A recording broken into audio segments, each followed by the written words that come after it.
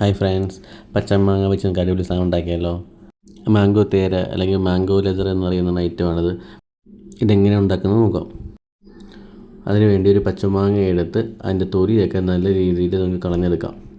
അതിനുശേഷം ചെറിയ കഷ്ണങ്ങളായി കഴുകിയെടുത്ത് ഒരു മിക്സിയിൽ ജാറിലിട്ട് നമുക്ക് അതിനകത്ത് കുറച്ച് കുരുമുളക്, ഒരു ഉണക്കമുളക് ഇട്ട് നല്ല രീതിയിൽ ആ മിക്സിയിൽ അടിച്ചെടുക്കാം.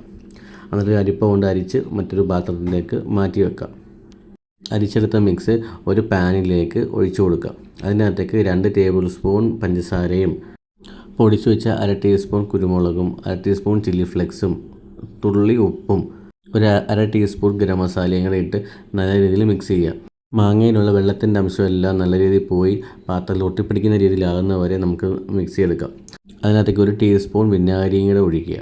നല്ല രീതിയിൽ ഇളക്കി മിക്സ് ചെയ്യുക. പാത്രത്തിൽ ഒട്ടുന്നവരെ നല്ല രീതിയിൽ മിക്സ് ചെയ്യുക. ഇനി നമുക്ക് മറ്റൊരു പാത്രത്തിലേക്ക് തുള്ളി നെയ്യ് ഒഴിച്ചാൽ എല്ലാ ഭാഗത്തും നെയ്യ് പിടിക്കുന്ന രീതിയിൽ ഒരു ബ്രഷ് വെച്ച് തേച്ച് കൊടുക്കുക. ഇനി ഇതിലേക്ക് നമ്മൾ തയ്യാറാക്കി വെച്ചിരിക്കുന്ന മാംഗോയുടെ മിക്സ് ഒഴിച്ചു കൊടുക്കുക.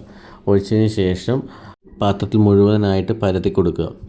പാത്രത്തിൽ ഫുള്ള് നിറഞ്ഞു നിൽക്കുന്ന രീതിയിൽ പരത്തിയ ശേഷം നമുക്കൊരു 3-4 ദിവസം നല്ല രീതിയിൽ വെയിൽ കൊള്ളിച്ച് അത് ഉണക്കിയെടുത്ത് കഴിഞ്ഞാൽ വർഷങ്ങളോളം അത് കേടുകൂടാതെ സൂക്ഷിക്കുക. നമ്മുടെ വീട്ടിൽ മാങ്ങ അധികമായിട്ട് വന്ന പച്ചയായാലും പഴുത്തയായാലും ഇതുപോലെ ചെയ്ത് വെച്ചാൽ മതി. കുട്ടികൾക്ക് നല്ലത് ഇഷ്ടപ്പെടും.